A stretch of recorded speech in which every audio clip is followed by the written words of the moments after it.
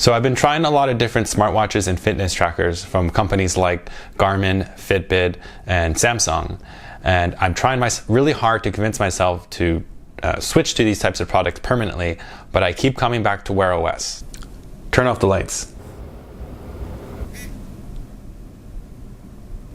Now, unfortunately for Wear OS, there has been a lot of negative press around it.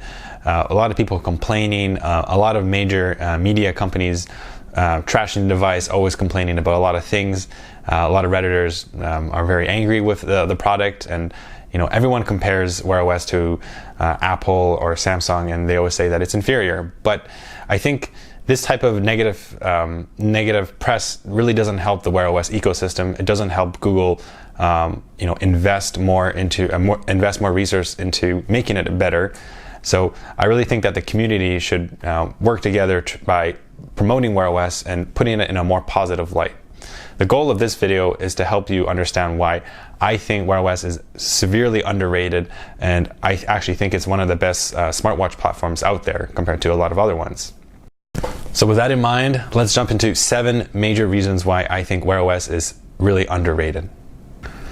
Now, the first feature for me is the always-on display, and I really like how Wear OS gives you the option to this, albeit it will sacrifice a little bit of battery life, but I find this feature completely necessary for me. And if a smartwatch or fitness tracker doesn't have some sort of always-on display, it's a complete downbreaker. I've really tried hard on the Garmin and the Fitbits, trying to adapt to a non-always-on display, and I cannot deal with it. The ability just to simply just glance at the time and not wait a couple seconds for that lag for it to actually turn on is extremely important for me for my day-to-day life. The second biggest feature for me is the Google Voice Assistant.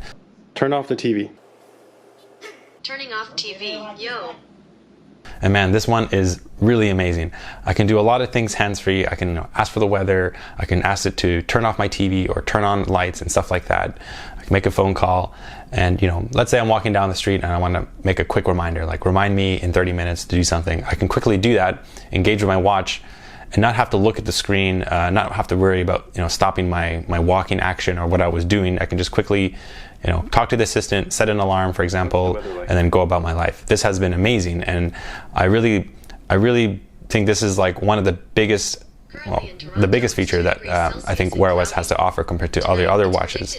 Specifically with the Samsung Galaxy, the Galaxy Watch, the Bixby voice assistant is complete utter crap. It doesn't do half the things that you try to ask it to do.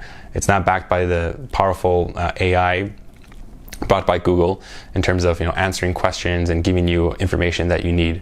So the Google Voice Assistant is hands down an amazing feature, and it's one of the main reasons why I'm still sticking to Wear OS platform. The third thing is the watch face, and particularly the complications and the community, people designing different types of watch faces.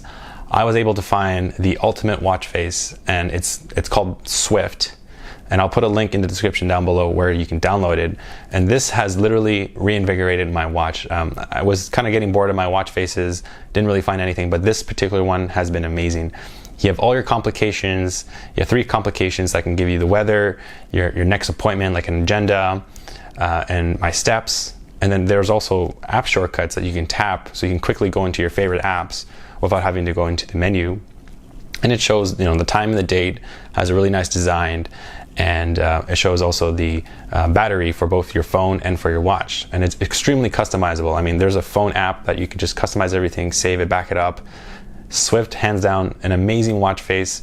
It's very hard to find a watch face that can so configurable and can put all the complications, all the widgets and information that you need at a glance in other fitness trackers. I couldn't find something that is comparable to what I get on Wear OS. So complications, the watch face is just amazing on Wear OS. The fourth thing is Google Pay and Stowcard. Google Pay is amazing. With the recent updates from Wear OS, tapping one button to summon your credit card is extremely fast and really convenient, especially when you have groceries in both your hands and you want to quickly pay. It's super convenient, super fast. Unlike other implementations like the Vivo Active 3, which require you to hold down a button, tap an icon, and then sometimes it'll ask you to enter a PIN. With Wear OS, it's super fast, super simple. and very convenient. Now, Stocard is an app that lets you load barcodes, things for like gift cards, your gym membership, points cards, stuff like that. All those stupid cards that you usually carry in one wallet, you can simply store it on your wrist. So when you go to the gym, you don't need to bring a wallet. You can just simply scan your watch. And I think it's because of the OLED technology and the high resolution display that allows it to display barcodes on, like, for example, a transreflective LCD screen that's somewhat monochromatic and can't display, not monochromatic, but low resolution and can't display barcodes, or doesn't have the app support to simply do it. And thankfully, Google Pay in Canada is pretty widely supported by all the major banks, unlike others where with Fitbit and Garmin Pay, very few banks actually support these types of contactless payments. Now, for the fifth thing, it's going to be Google Fit and the super accurate weightlifting rep counter app, part of Google Fit. Now, I tried Fitbit, I tried Garmin, I tried the Galaxy, Samsung Galaxy Watch, and none of these apps or smartwatches come close, even remotely close, to the accuracy of Google Fit on Wear OS, which allows you to keep track of your weightlifting regimen, your workout. So let's say you're doing a dumbbell upper chest press or something like that. It can actually detect these movements and record it into a log. And I find that being able to track these movements and see your progress over time and see what workouts you've done historically in the past really motivate you and help you understand where you are and what your schedule. So today I'm going to be doing chest because I know yesterday I did squats or I did shoulders or all these other types of exercises. So being able to automatically log my exercises as I do my workout is extremely helpful, and I really like that it's accurate. The Garmin Vivo Active 3 was completely inaccurate. Galaxy Watch forced you, it was the implementation, the UI design, the user experience was just horrid. You have to go to the specific exercise, tap it and which is very cumbersome, and Fitbit doesn't even support this at all out of the box, as far as I know. Another quick note about the fitness tracking is that it actually motivates you, so it helps you stay focused throughout your workout. You can see your rest time, you can see your heart rate, and you can see it really pushes you to move through your sets and progress through your entire workout to get it done. So I find this is actually kind of like a little mini coach that kind of pushes you forward. The sixth major thing are notifications, and I think notifications for the older versions of Wear OS were not so good, but with the recent update to Wear OS, notifications are really nice, really amazing. You can interact directly. You simply tap it, and then you have all these inline actions. You can, interact with different types of notifications. For example, on Facebook, you receive a message, you can actually mute the conversation so you don't get spammed. Or for example, you're using, let's say, Transit Now, an app for public transportation. You can set a timer or add a favorite within the inline notification actions. So notifications have been a lot more fluid and a lot more easy to use with the recent Wear OS updates. And for the seventh and the final major point why I love Wear OS are voice replies. Also the input text, being able to swipe the keyboard and enter words and stuff like that is really cool, because on other platforms like Fitbit and Garmin, you're restricted to a set of responses to text messages, but I usually find those responses not very helpful. Sometimes it's nice to reply with just like a yes or a no, but sometimes you want to reply with a more complicated response. And with Wear OS, the voice recognition is, super accurate, quite amazing. So being able to reply to messages and text messages and whatnot on Wear OS has been a breeze, and I really appreciate the voice input. So we've gone through a list of all the positive aspects of Wear OS, but let's somewhat highlight of some of the negatives that I think is holding back Wear OS from achieving its full potential. The first and foremost is speed or performance. To me, from my research, I think this is the most common complaint with all people not satisfied with their Wear OS experiences. Sometimes apps take a long time to load, the voice assistant can take a long time to boot up, and just overall the performance and the experience is not very slick, very laggy, and very cumbersome to use. The second thing about performance and speed is that any app you launch from a cold boot, so basically you've never launched the app before, since the operating system was on, it will take a long time. So for example, the voice assistant, if you hold down the button to turn it on, it'll take a very long time, but any subsequent request for the Google Voice Assistant will be actually really fast. So what I find is after I reset my watch, you go ahead and open all the apps that you like and kind of boot up the system a little more. So open several apps that you enjoy, and especially the Google Voice Assistant. Once you've done that, I've noticed that for a long period of time, I find that apps are really responsive and they open a lot faster. So this might be a tip for you to improve your overall experience using Wear OS. Another tip that I found to make my Wear OS experience a little bit faster is to disable all animations. I don't really need fancy animations on my watch. I don't think it's necessary. So you simply have to go and enable developer mode, which is you go to the version and you tap quite a few times, and then eventually you'll see that you're a developer. That doesn't really do much. And then what you have to do is go into developer options, scroll down, and then make sure that you've disabled animations on all 3 items over there. And as you can see. Now there's one thing that really annoys me, and it's a lot of reviewers and the media news outlets complaining that some recent releases of new smartwatches, such as the Skygen Foster 2, are using the ancient Qualcomm Snapdragon 2100 chip. And they're complaining. They're like, oh, why didn't you use the 3100? Well, it turns out the 3100 doesn't really help that much. It helps improve battery life a bit, but doesn't really help with raw CPU performance. It doesn't actually contribute to the watch being faster, as seen by a lot of people complaining with the Fossil Sport that actually has a 3100 CPU. Mostly the 3100 was centered around improving the watch face, making the always-on display more colorful, and being able to show complications. But in terms of actual performance, like booting up apps, it hasn't really improved much. What manufacturers, I think, are missing is increasing the RAM, and I think they're trying to cut cost by not giving these watches enough RAM so that it can actually launch these applications really fast. The thing with Wear OS is that it's basically Android on your watch. And Android is a very complex operating system. Obviously, they've cut out a lot of things, but it is basically Android on your watch. And I can see why a lot of other manufacturers like Samsung and Huawei making their own version of their operating system that is more light and more performant.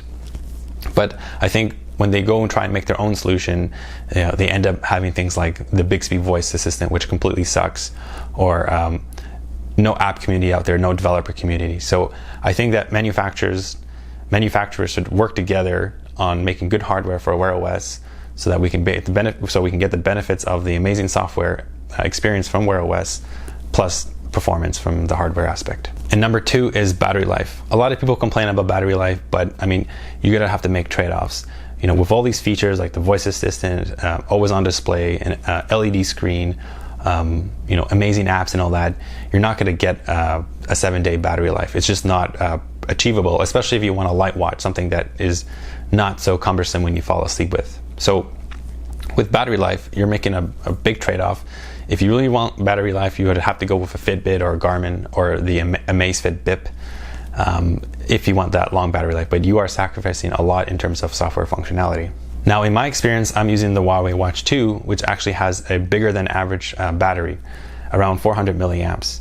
And I noticed that for me, 2 days, even with native sleep tracking, with the heart rate sensor on throughout the night, I'm able to get a full 2 days worth of battery. And for me, that's been pretty good. I haven't been really too annoyed by that. Let's say, for example, I'm going to go to the shower. I can easily top up my battery, and I'm never running out of juice, basically. I can just take off the watch while I'm taking a shower, and everything charges relatively quickly. Now, 2 major tips to save on battery life is to disable the all-day heart rate monitor. I really think that monitoring your heart rate isn't very helpful. It doesn't give me much information. I can't really do much from that. So I think it's a pointless feature. Disable it. You're going to save a lot of battery. And the second thing you want to disable and always keep it off is Wi-Fi. The Wi-Fi radio requires a lot of battery power, and to be honest, Bluetooth is fine. I haven't had any issues with using Bluetooth. Lastly, there have been a lot of people reporting issues with Bluetooth connectivity.